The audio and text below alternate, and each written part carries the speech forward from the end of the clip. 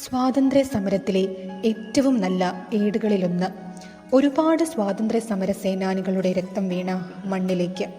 അതെ, കാലാപാനി എന്ന് വിശേഷിപ്പിക്കുന്ന സെല്ലുലാർ ജയിലിനെ കുറിച്ച് അറിയാം. കാലാപാനി എന്നാൽ കറുത്ത വെള്ളം.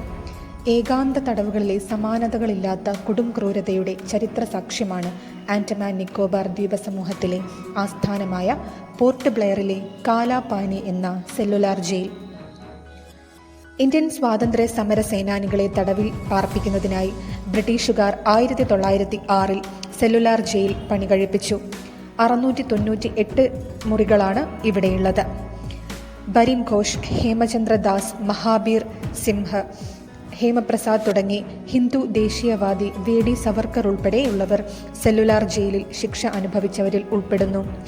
1857 ശിപ്പായി ലഹളയ്ക്ക് ശേഷം രാഷ്ട്രീയ തടവുകാരെയും ക്രിമിനൽ കുറ്റവാളികളെയും ആൻഡമാനിലേക്ക് നാടുകടത്തി അവിടെ സ്ഥിരമായി തടങ്കൽ കോളനി സ്ഥാപിക്കാനായിരുന്നു ബ്രിട്ടീഷ് അധികാരികളുടെ തീരുമാനം.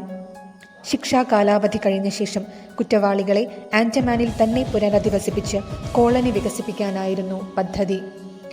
ജയിലിനുള്ളിലെ നിബിഡമായ കാടും കാടിനകത്തെ ആദിവാസികളും അതിനപ്പുറം ചതുപ്പുനിലങ്ങളും ആഴക്കടലും കാരണം തടവുകാർക്ക് രക്ഷപ്പെടാനാവാത്ത അവസ്ഥയായിരുന്നു.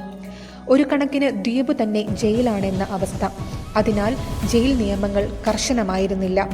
പുരുഷ തടവുകാർ മാത്രമായിരുന്നു പീനൽ കോളനികളിൽ ഉണ്ടായിരുന്നത്. അസ്വാഭാവികവും പ്രകൃതി നിയമങ്ങൾക്ക് വിരുദ്ധവുമായിരുന്നു അവിടം. കോളനിയിൽ സ്വവർഗരതിയും ആക്രമങ്ങളും കൊലപാതകങ്ങളും വർദ്ധിച്ചു എന്നത് അധികാരികളെ അസ്വസ്ഥരാക്കി.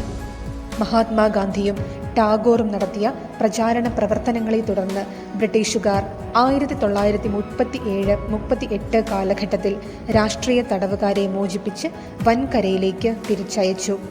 1939 കാലാപാനി പൂർണ്ണമായും ഒഴിപ്പിച്ചു. ഇന്ന് 3 നിരകൾ മാത്രമേ അവിടെ ബാക്കിയുള്ളൂ. 2 നിരകൾ നിരത്തി ആശുപത്രികൾ നിർമ്മിച്ചു. മറ്റുള്ളവ കാലക്രമേണ തകർന്നു വീണു. 1969 സെല്ലുലാർ ജയിൽ ദേശീയ സ്മാരകമായി പ്രഖ്യാപിച്ചു. തുടർന്നും മറ്റ് വീഡിയോകൾക്കായി ഈ ചാനൽ സബ്സ്ക്രൈബ് ചെയ്യുക.